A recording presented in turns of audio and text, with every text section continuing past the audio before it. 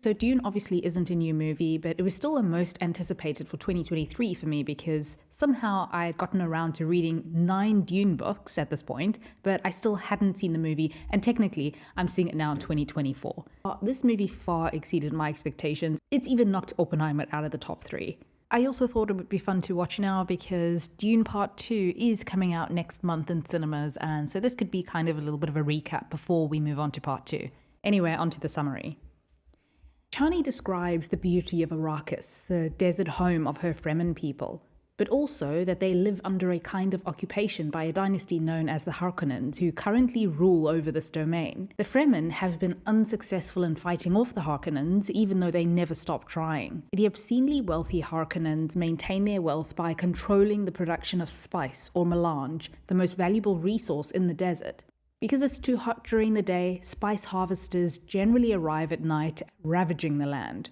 At this time, though, the Emperor has decreed that someone else, Duke Leto of Atreides, will take over stewardship of Arrakis, which means the end of the Harkonnens' reign of terror, but for Chani these are just new oppressors. On a planet called Caladan, Paul Atreides is having a restless sleep. The next morning at breakfast, his mother, Lady Jessica, tells him that he should be in his ceremonial dress for something that's going to be happening later on in the day. She also wants Paul to use a special skill called the voice to ask her to pass him some water. Paul concentrates and then he almost gets it. He manages some words, but he ends up just using his normal voice. He's tired though. He's been having dreams about a girl named Chani, but when his mother does ask him if he's having more dreams on account of him looking tired, he lies and he says no.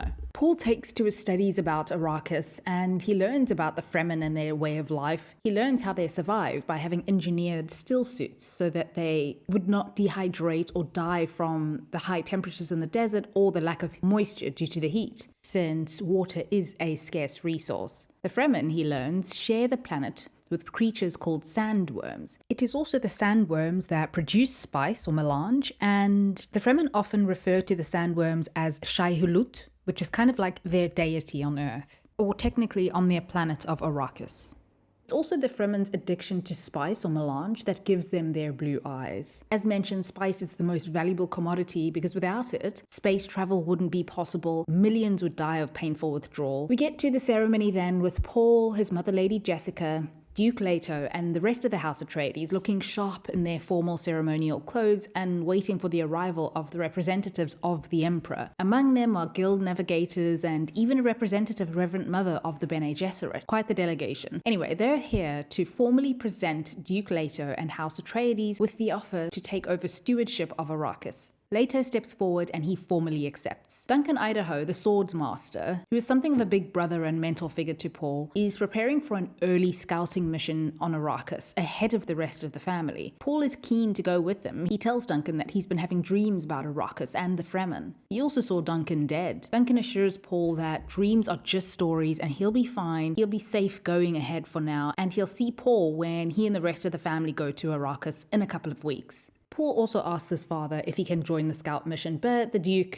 says no. He tells Paul that they face political danger because they took Arrakis from the Harkonnens, and he, Duke Leto, wants to make an alliance with the Fremen. That's why he sent Duncan ahead. When Paul doubts that he's the future of Arrakis, Leto tells him that even if one day he decides not to take that power, he'll still be everything that Leto ever needed him to be, his son. But he tells Paul to give it a try. He says that true leaders are called to power. They don't grab for it. Gurney Halleck, the Atreides troubadour warrior, gives Paul his weapons training. They wear these devices that act as shields as they spar. Paul is not quite in the mood, but he has to train and Gurney pushes him. He tells Paul that for 80 years the Harkonnens have ruled Arrakis and Paul best be ready because they are brutal. They are not going to simply leave without any kind of fight and give up Arrakis. The home planet of the Harkonnens is one called Gesserit Prime. Here we meet the Baron Vladimir Harkonnen, having returned from Arrakis. His nephew Rabban brings him news of the final ships that have left Arrakis and the Atreides' arrival, which is imminent. Back on Caladan, Lady Jessica wakes Paul and has him get dressed and tells him that one of the Reverend Mothers is here. She'd like to meet him to know about his dreams. Dr. Yui, as one of Paul's teachers and a sick doctor in the Atreides' home, is there to check Paul's vitals, and it's as though they're preparing him for something. He whispers whispers a warning to Paul in Mandarin then, saying no disrespect to his mother, but the Bene Gesserit do serve their own interests, so Paul best be careful. Before Paul and his mother go in to meet the other Reverend Mother, she tells him to remember his training. Soon after he walks into the room, Lady Jessica leaves them. The other Reverend Mother gets Paul to kneel. It's as though she has a kind of power that physically compels him to, so he's forced to.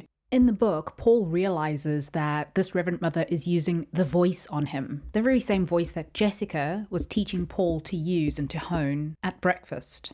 She tells him to put his hand in a box. He's now going to undergo what is called the Gom Jabbar Test, with a poisonous needle positioned at his neck. If he removes his hand from the box, he dies. His only job is to keep his hand in the box and not move. It's incredibly painful for him though. Outside, Lady Jessica knows what's happening and she's worried for her son, so she recites the Litany of Fear, which is part of the Bene Gesserit rite. I must not fear. Fear is the mind killer. Fear is the little death that brings total obliteration. I will face my fear. I will permit it to pass over me and through me. And when it has gone past, I will turn the inner eye to see its path. Where the fear has gone, there will be nothing. Only I will remain. Paul is in absolute agony at first because what's in the box is pain. After a while, he looks at the Reverend Mother, defiant. He masters his fear and his pain as he has flashes of visions. Eventually, she says enough. He passes the test. If he hadn't been able to control his impulses, his pain, they couldn't have let him live because as Jessica's son, he'd have been too powerful. The Reverend Mother asks him about his dreams and Paul says that he dreamt of a girl on Arrakis. Later, as Lady Jessica escorts the Reverend Mother out, we learn that in defiance of the Bene Gesserit, Lady Jessica trained Paul in their ways. This Reverend Mother thinks it's a waste of potential in a male. Jessica also defied the Sisterhood's orders by birthing a son instead of a daughter like she was supposed to. A daughter would have played an important part in the Bene Gesserit's breeding program, you see, as the Reverend Mother could have wed the daughter to a Harkonnen son. But because of Jessica's love for Duke Leto, knowing that it meant a lot to him to have a son, she bore a son. Jessica also hoped that in birthing a son, she'd be the one to birth the Kwisatz Haderach, a powerful male Bene Gesserit. This is important because there never has been one before. The men before Paul, who had tried a drug called the Truthsayer drug in order to gain insight and see into the past and access past memories, all of them have died trying. Lady Jessica tells Paul about the Bene Gesserit's breeding program, their quest to produce a mind powerful enough to bridge the past and the future, space and time. He's quite upset by this, thinking that this was just the plan all along, and he doesn't think much of the breeding program or of the potential of him being the one that they're waiting for. The family packs up and they make the journey to Arrakis, and they arrive in quite the impressive show. Paul runs ahead then to meet and greet Tafir Hawat, Duke Leto's master of assassins, and then they take off in thopters to their new home. The people of Arrakis, the Fremen, see signs in Paul that he might be the Messiah that they have been waiting for, Lady Jessica tells them. They refer to him as Lisan al-Gaib, which is a voice from the outer world, and this is from the book. In Fremen messianic legends, this is an off-world prophet. She also says that the Bene Gesserit have been there doing their work.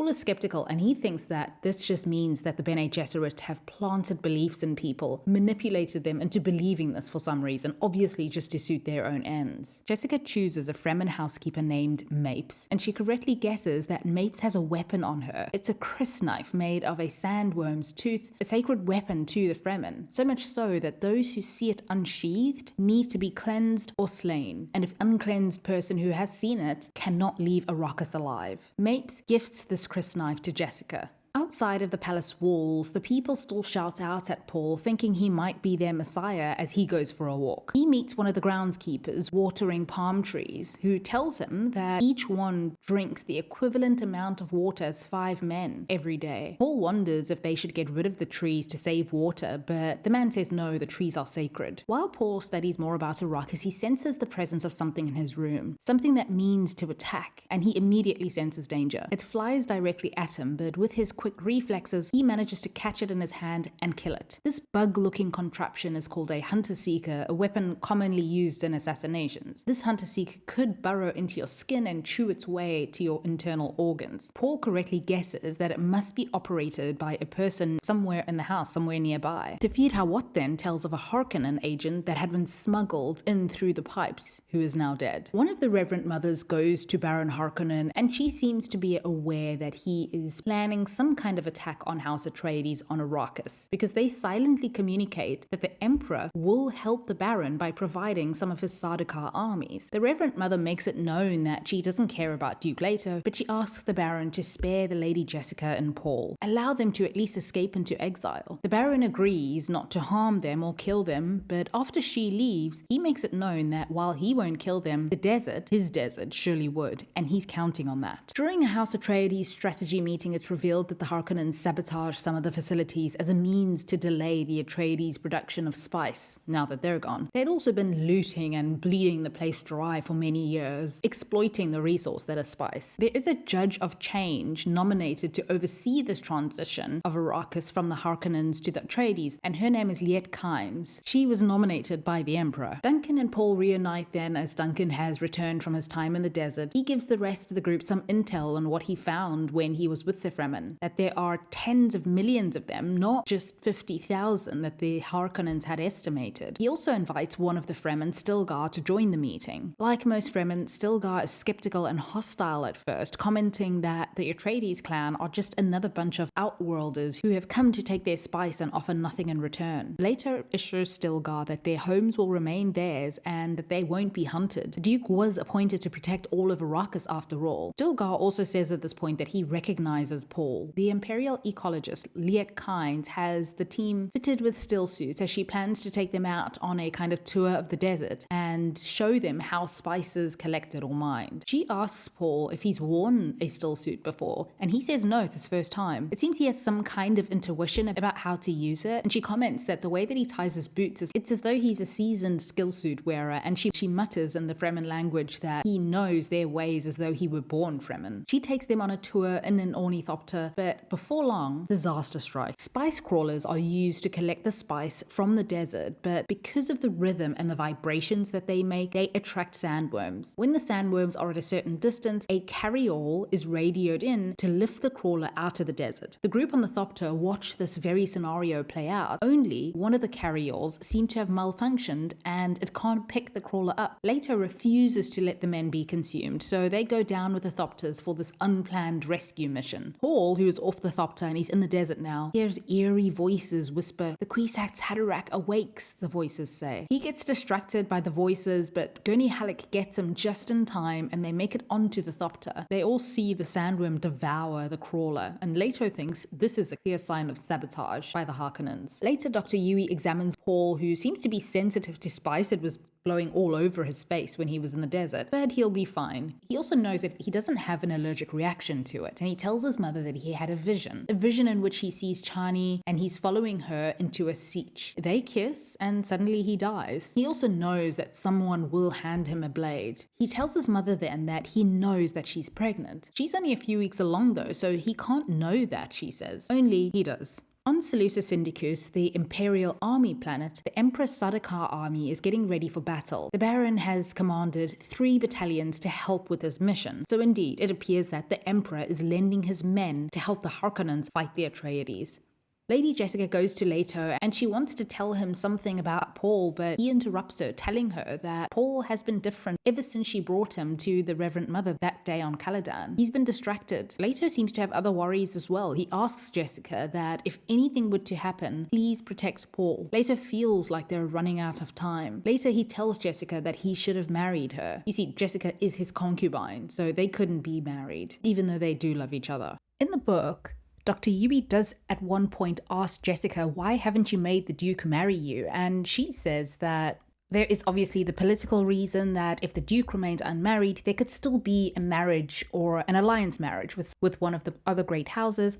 Also, this is a very cynical thing to do, to convince him to do it, because if she did, it would not be his doing. That night, 2 guards are shot at and they fall to the floor. Leto sees lights flashing in the distance and he knows that something isn't right. He tries to call for security, but nobody answers. He sees that Mapes has been stabbed and then a dart pierces through his protective shield and he falls to the floor. Gurney Halleck sees that there has been a security breach and he readies the troops. There's a full-scale attack. Buildings exploding, missiles are being dropped. Then there are battles on the ground as well between soldiers and the enemy men. The palm trees, the sacred sacred palm trees are also on fire. Dr. Yui sees Leto and tells him, admits his betrayal. He says that he made a bargain with the Baron because they have his wife. He gives Leto a fake tooth and he tells Leto that if he bites down on it, the air will fill with poison, and when he finally gets an audience with the Baron, he could kill him. He does also assure the Duke that he will look out for Paul. Duncan makes quick work of the enemy soldiers in the hallway close to Paul's room. Paul, meanwhile, and his mother are held hostage on a thopter. They'll be dropped into the desert soon.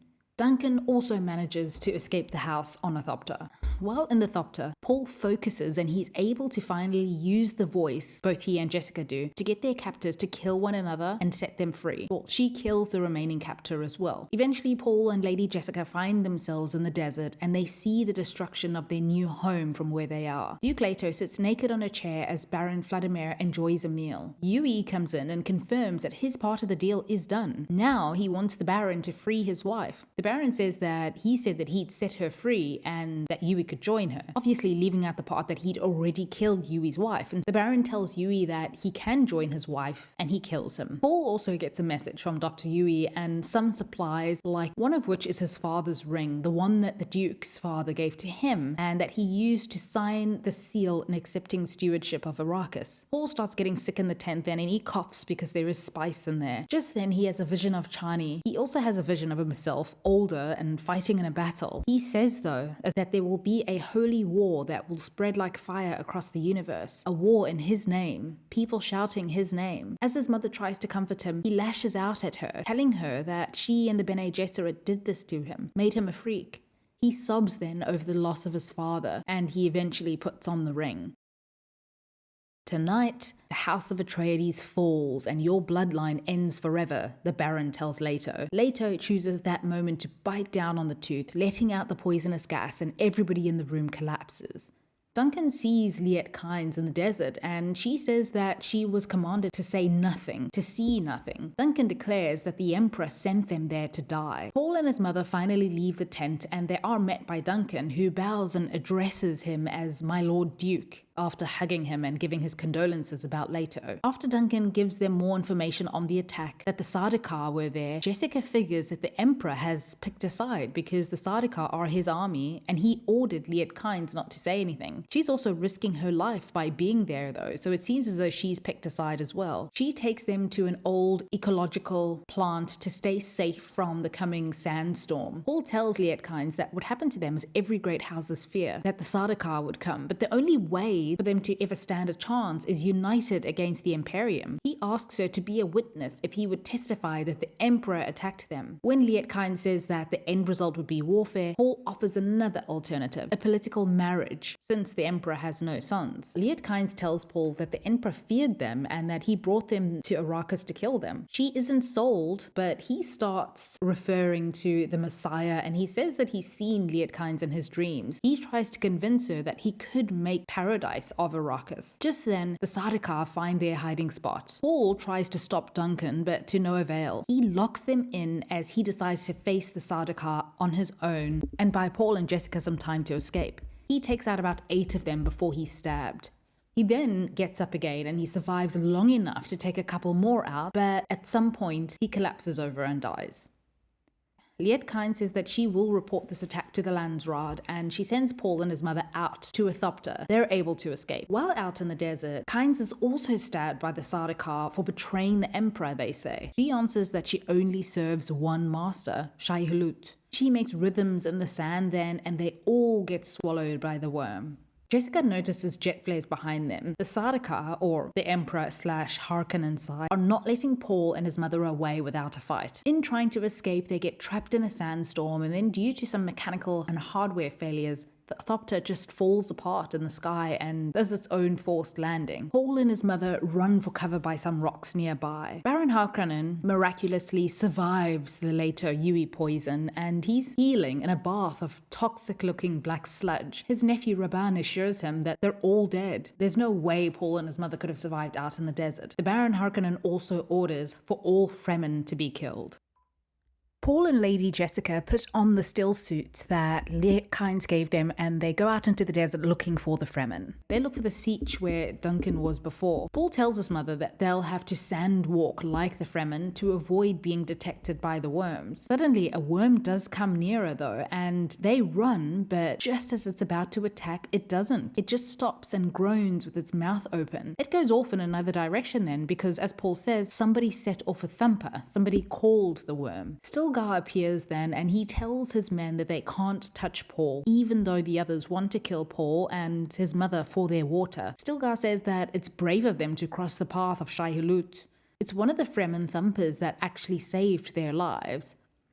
Stilgar suggests that Paul can stay with the Fremen and learn their ways, but his mother is too old. This starts a fight then, but Jessica is very quickly able to have Stilgar in a disadvantaged position. Because of this, Jarmis, another Fremen, doesn't believe that Stilgar is a leader because he was bested by Jessica. Paul volunteers as Jessica's champion to fight Jarmis. Chani offers Paul a crysknife and tells him that she wants him to die with honor. She doesn't believe that Paul stands a chance in this fight. Paul and Jarmis spar, and in this battle, the winner, the victor, is supposed to kill his opponent, but Paul has never killed a man before. He eventually does kill Jarmis because Jarmis would have killed him, and then Stilgar announces that Paul is one of them now. And when Lady Jessica tries to get the Fremen to help them get safe passage back to Caladan, Paul says no. His road leads into the desert. He can see it, and they make their long trek to Sietch Tabr. And that is the end of the movie. Thank you for watching.